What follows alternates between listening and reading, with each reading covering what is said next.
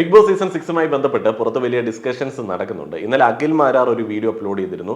അതിവൈകാരികമായിട്ട് അദ്ദേഹം ചില കാര്യങ്ങളോട് പ്രതികരിക്കുകയും അതിലെ ചില പരാമർശങ്ങൾ പ്രശ്നമായിട്ട് പല ആളുകൾക്ക് തോന്നുകയും ചെയ്തു. അതിലെ ചില പരാമർശങ്ങൾ പ്രശ്നകരമൊക്കെ തന്നെയാണ്. അപ്പോൾ അതിലേക്ക് നമുക്ക് പോവേണ്ട ആവശ്യമില്ല, അതൊക്കെ അദ്ദേഹം മാനേജ് ചെയ്തോളും. അതിൽ സിബിൻ്റെ ഒരു കാര്യമുണ്ട്. കഴിഞ്ഞ കുറേ ദിവസങ്ങളായിട്ട് നമ്മൾ ഫോളോ ചെയ്യുന്ന ഒരു കാര്യമാണ്. ആ ഒരു കാര്യത്തെക്കുറിച്ചിട്ട് കുറച്ച് ക്ലാരിറ്റി നമ്മൾ പ്രേക്ഷകർക്കിടയിലെങ്കിലും ഒന്ന് വരുത്തേണ്ടതുണ്ട്. കഴിഞ്ഞ 2-3 ദിവസങ്ങളായിട്ട് ഞാൻ സിബിനുമായി ബന്ധപ്പെട്ട വീഡിയോസ് ചെയ്യുന്ന സമയത്ത് ശരിയാണ്, സിബിൻ്റെ പെർസ്പെക്റ്റീവിൽ അത് കേൾക്കുന്ന സമയത്ത് അദ്ദേഹത്തിന് വേദന തോന്നും. കാരണം അദ്ദേഹത്തിന് പേഴ്സണലി അഫക്റ്റ് ചെയ്ത ഒരു സംഗതിയാണ്. നമ്മൾ ആ ഒരു അനുഭവത്തിൽ കൂടെ കടന്നു പോയിട്ടില്ല. അപ്പോൾ അത് കേൾക്കുന്ന സമയത്ത് നമ്മൾ ചില ക്ലാരിറ്റികൾ ഡിമാൻഡ് ചെയ്യുന്ന സമയത്ത് അദ്ദേഹത്തിന് സ്വാഭാവികമായിട്ട് വേദന തോന്നും. അപ്പോൾ അദ്ദേഹം എന്നെ നേരിട്ട് ഫോൺ വിളിച്ചായിരുന്നു. ഏകദേശം 1.5-2 മണിക്കൂർ സംസാരിച്ചു എന്ന് എനിക്ക് തോന്നുന്നു. ആ ഒരു ഓഡിയോ ഭാഗങ്ങളൊന്നും കേൾപ്പിക്കാനായിട്ട് ഞാൻ താല്പര്യപ്പെടുന്നില്ല. അതിൽ സിബിൻ തന്ന കുറച്ച് ക്ലാരിറ്റികളുണ്ട്. അത് നമുക്ക് വേണ്ടതാണ്. പ്രേക്ഷകൻ എന്നുള്ള നിലയിൽ നമുക്കത് അറിഞ്ഞാൽ മാത്രമേ നമുക്ക് ഈ ഒരു ഷോയോടുള്ള ഒരു സമീപനത്തിലൊക്കെ ചില പക്വത കൈവരിക്കാനായിട്ട് പറ്റത്തുള്ളൂ.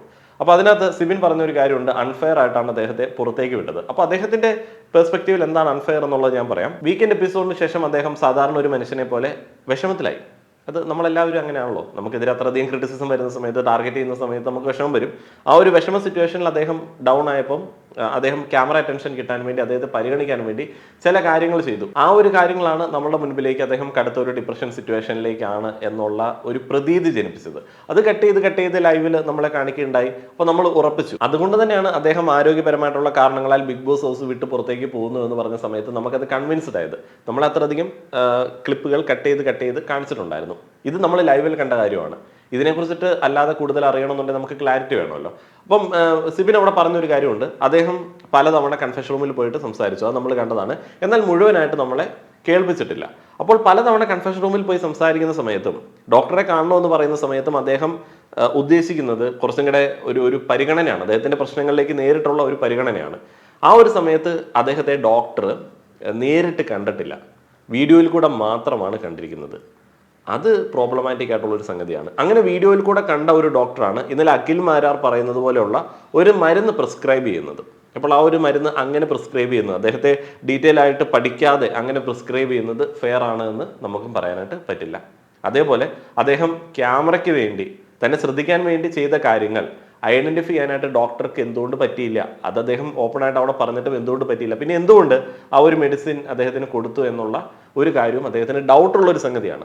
ഇതൊന്നും അദ്ദേഹം ഇപ്പോഴത്തെ സിറ്റുവേഷനിൽ ആരോപിക്കുന്നു എന്ന് ഞാൻ പറയുന്നില്ല, അല്ലെങ്കിൽ സ്ട്രോങ് ആയിട്ട് പറയുന്നു എന്ന് ഞാൻ പറയുന്നില്ല. അത് അദ്ദേഹത്തെ ബാധിക്കാൻ സാധ്യതയുള്ള ഒരു സംഗതി ആയതുകൊണ്ടാണ്. പിന്നെ സിബിന്റെ കയ്യിലേക്ക് കിട്ടിയ മെഡിസിനെ കുറിച്ചിട്ട് അദ്ദേഹത്തിന്റെ ഒരു ഫസ്റ്റ് ഹാൻഡ് അന്വേഷണത്തിൽ തന്നെ മനസ്സിലായത് അത് ഇത്തിരി തീവ്രമായിട്ടുള്ള ഒരു മെഡിസിൻ ആണ് എന്നുള്ളതാണ്. അതിൻ്റെ ഒരു ആവശ്യം തനിക്കില്ല എന്നുള്ളത് മനസ്സിലായി. കാരണം അത് ഇത്തിരി തീവ്രമായിട്ടുള്ള മെഡിസിൻ ആണ്. അപ്പോൾ മുന്നേ അത്തരത്തിലുള്ള ഹിസ്റ്ററി ഇല്ലാത്ത തനിക്ക് ആ ഒരു മെഡിസിൻ ഇപ്പോൾ തന്ന എന്തുകൊണ്ടാണ് എന്നുള്ള ഡൗട്ടാണ് അദ്ദേഹത്തിനുള്ളത്. പിന്നീട് ഈ ഒരു സിറ്റുവേഷൻസ് ഒക്കെ ഉണ്ടായതിനു ശേഷം 72ഓളം മണിക്കൂറുകൾ അദ്ദേഹം ഒറ്റയ്ക്ക് ഒരു മുറിയിലായിരുന്നു.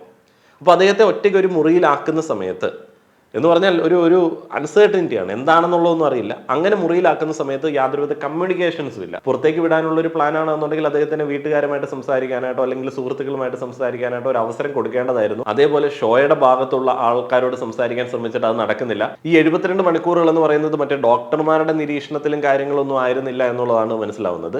അതിനുശേഷം പുറത്തേക്ക് വിടുന്നു, സിബിനോട് കാര്യമായിട്ടുള്ള രീതിയിൽ ചർച്ചയൊന്നും ചെയ്യുന്നില്ല, പുറത്തേക്ക് വിടുന്നു എന്ന് പറയുന്നതാണ് അദ്ദേഹം ആരോപിക്കുന്ന മറ്റൊരു പ്രശ്നം. ഇതിന് കൂടെ തന്നെ വളരെ ഇമ്പോർട്ടൻ്റ് ആയിട്ട് എനിക്ക് തോന്നിയത്, അത് ശരിക്കും ന്യായമാണ്, അത് ഞാൻ അന്ന് വിചാരിച്ചൊരു സംഗതിയാണ്. പൂജ വയ്യാതെ കിടക്കുകയാണ്. നമ്മൾക്ക് കുറച്ച് സമയമേ പൂജയെ കാണാൻ പറ്റുന്നുള്ളൂ.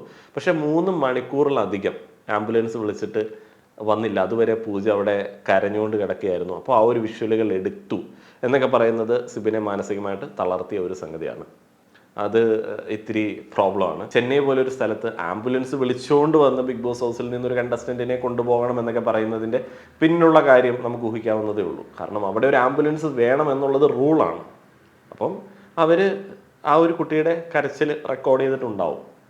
അതങ്ങനെയാണല്ലോ. ഇപ്പം ഈ ഒരു ഷോയുടെ അണിയറ പ്രവർത്തകരെ കുറിച്ചിട്ട് ഉന്നയിക്കപ്പെടുന്ന ഏറ്റവും വലിയ പരാതി ഇതിനൊരു സീരിയൽ ലെവലിലേക്ക് ഒരുമാതിരി കരച്ചിലും പിടിച്ചിലും ഒക്കെ ആയിട്ട് കൊണ്ടുവരാൻ ശ്രമിക്കുന്നു എന്നുള്ളതാണ്.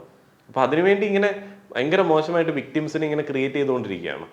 നമുക്കറിയാം, അത് ഞാനിപ്പോൾ ഒരു കണ്ടസ്റ്റൻസിനെ കുറിച്ചിട്ടും എടുത്തു പറയുന്നില്ല. ചില കണ്ടസ്റ്റൻസിനെ വിക്ടിം ആക്കുന്നു.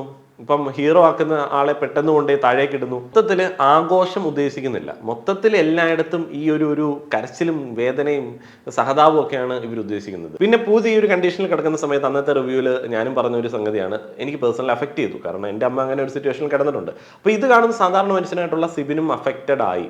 അപ്പോൾ സിബിൻ അഫക്റ്റഡ് ആയതിനു ശേഷമൊക്കെയാണ് ബാക്കി നമ്മൾ അറിഞ്ഞ കാര്യങ്ങളൊക്കെ നടക്കുന്നത്. അപ്പോൾ അതും അദ്ദേഹത്തിനെ വിഷമത്തിലാക്കിയ ഒരു സംഭവമാണ്. ഇതെല്ലാം കൂടെ ചേർത്ത് വെച്ച് സിബിൻ തന്നെ പരിഗണിക്കാൻ വേണ്ടി ചെയ്ത കാര്യങ്ങളും എല്ലാം കൂടെ ചേർത്ത് വെച്ച് ഒരു നൈസായിട്ടുള്ള ഒരു കഥ മെനഞ്ഞ് അദ്ദേഹത്തിനെ ആരോഗ്യ കാരണങ്ങളാൽ ഹൗസിൽ നിന്ന് പുറത്തേക്ക് മാറ്റുന്നു എന്ന് പറയുന്നു. അപ്പോൾ അവിടെയാണ് സിബിനെ അഫക്റ്റ് ചെയ്ത വേറൊരു സംഗതി. ഇത്തരത്തിലുള്ള ആരോഗ്യ കാരണങ്ങളാൽ പുറത്താക്കുന്നു എന്നുള്ളൊരു മെസ്സേജാണ് പുറത്തു വരുന്നത്. ശരിയല്ലേ? അത് ന്യായമല്ലേ? നമ്മളുടെ അടുത്തേക്ക് വരുന്ന ഒരു മെസ്സേജ് എന്താണ്? നമ്മളുടെ അടുത്തേക്ക് വരുന്ന ഒരു മെസ്സേജ് അദ്ദേഹത്തിന് മാനസികമായിട്ടുള്ള ചില പ്രശ്നങ്ങളുണ്ട്, അദ്ദേഹം ഈ ഒരു ഷോയ്ക്ക് ഫിറ്റ് അല്ലാത്ത ഒരു വ്യക്തിയാണ്, അദ്ദേഹം കടുത്ത ഡിപ്രഷൻ സിറ്റുവേഷനിൽ കൂടെ കടന്നു പോയിട്ടുണ്ട്, അദ്ദേഹത്തിന് അതിൻ്റെ ട്രോമയൊക്കെ ഉണ്ടായിരുന്നു, അത് ട്രിഗേർഡായി, അപ്പോൾ അദ്ദേഹം തീരെ പറ്റാണ്ട് പുറത്തേക്ക് പോകുന്നു. ഈ ഒരു മെസ്സേജാണ് ബിഗ് ബോസ് പുറത്തേക്ക് കൊടുക്കാനായിട്ട് ശ്രമിച്ചത്. ആ ഒരു മെസ്സേജ് കൊടുക്കുന്നതിലാണ് അവർ വിജയിച്ചത്. ഇത് സിബിനെ അഫക്റ്റ് ചെയ്തു. അത് ന്യായമായിട്ടുള്ള ഒരു സംഗതിയാണ്. ഈ 72 മണിക്കൂർ ഒബ്സർവേഷൻ എന്ന് പറഞ്ഞ് അവർ മാറ്റിയ ആ ഒരു സമയത്തൊന്നും സിബിൻ പുറത്ത് പോകണം എന്നൊന്നും ആവശ്യപ്പെട്ടിട്ടില്ല. അദ്ദേഹം തിരിച്ച് ഓക്കെ ആയിട്ട് ഹൗസിലേക്ക് കയറാൻ വേണ്ടിയുള്ള ഒരു ആലോചനയിലായിരുന്നു. അദ്ദേഹം കംപ്ലീറ്റ്ലി ഓൾറൈറ്റ് ആയിരുന്നു. ആ ഒരു സമയത്ത് എന്തുകൊണ്ട് സിബിനെ തിരിച്ച് കയറ്റിയില്ല? അപ്പോൾ ഇങ്ങനെയുള്ള ഒരു നറേഷൻ കൊടുത്തിട്ട് അദ്ദേഹത്തെ പുറത്താക്കി എന്നുള്ളതാണ്. ഇതിൽ തിങ്കളാഴ്ച, ചൊവ്വാഴ്ച, ബുധനാഴ്ച, വ്യാഴാഴ്ചയാണ് അദ്ദേഹം പുറത്തേക്ക് പോകുന്നത്. അപ്പോൾ ഇത്ര ദിവസങ്ങൾ അദ്ദേഹം അവിടെ ആയിരുന്നു എന്നുള്ളതാണ് അദ്ദേഹം പറയുന്നത്. ഞാൻ സിബിനെ കുറിച്ചിട്ട് പറഞ്ഞ 1-2 വീഡിയോസിൽ ഈ ഒരു ക്ലാരിറ്റി ഇല്ലാത്തത് കൊണ്ടാണ് ചില കാര്യങ്ങൾ എനിക്ക് നിങ്ങളിലേക്ക് എത്തിക്കാനായിട്ട് പറ്റാഞ്ഞത്. അപ്പോൾ ഇപ്പോൾ ഒരു ക്ലാരിറ്റി ആയി. ഇപ്പോൾ ചില ക്ലാരിറ്റികൾ നമ്മൾ ഡിമാൻഡ് ചെയ്യുന്ന സമയത്ത് വരുമ്പോൾ അത് കുറച്ചും കൂടെ ക്ലിയർ ആവും. അപ്പോൾ സിബിനുമായി ബന്ധപ്പെട്ട ഒരു കാര്യം അതിങ്ങനെയൊക്കെയാണ്. അദ്ദേഹത്തിനോട് കാണിച്ച ഒരു സമീപനത്തിൽ വളരെ അൺഫെയർ ആയിട്ടുള്ള പല കാര്യങ്ങളുണ്ട്. അപ്പോൾ കുറേയധികം കാര്യങ്ങൾ അത് നമുക്കും അറിയാമല്ലോ, കുറേയധികം കാര്യങ്ങൾ ഇതിനകത്ത് നടക്കുന്നുണ്ട്. ഇനി ബാക്കി കാര്യങ്ങൾ, അഖിൽ പറഞ്ഞ ബാക്കി കാര്യങ്ങൾ, അതുമായിട്ട് എനിക്ക് പേഴ്സണലി ഒരു ഐഡിയ ഇല്ല. അത് അഖിലിനറിയാം. കാരണം അഖിൽ വെറുതെ ഒന്നും ഒരു ആരോപണം ഉന്നയിക്കത്തില്ല എന്നുള്ളതാണ് ഞാൻ ഇപ്പോഴും വിചാരിക്കുന്നത്. അപ്പോൾ അത് അഖിലിനറിയാം. അഖിൽ ബാക്കി അത് ഫോളോ അപ്പ് ചെയ്യും എന്ന് വിചാരിക്കുന്നു. അപ്പോൾ ഇതിനകത്ത് ഒരാൾ ഉൾപ്പെട്ടിട്ടുണ്ട്, സിബിൻ എന്ന് പറയുന്ന ഒരു വ്യക്തി ഉൾപ്പെട്ടിട്ടുണ്ട്. അപ്പോൾ അദ്ദേഹത്തെ അഫക്റ്റ് ചെയ്യുന്ന തരത്തിലേക്ക് മറ്റുള്ള ചർച്ചകൾ പോവാതിരിക്കട്ടെ എന്ന് ഞാൻ ഈ ഒരു വീഡിയോ കൊണ്ട് ആഗ്രഹിക്കുകയാണ്. അതുകൊണ്ട് തന്നെ ഈ ഒരു ചാനലിലെ പ്രേക്ഷകർ വളരെ മെച്യൂറായിട്ട് ഇതിനെ നോക്കിക്കാണുക എന്ന് ഞാൻ പറയുകയാണ്. നന്ദി.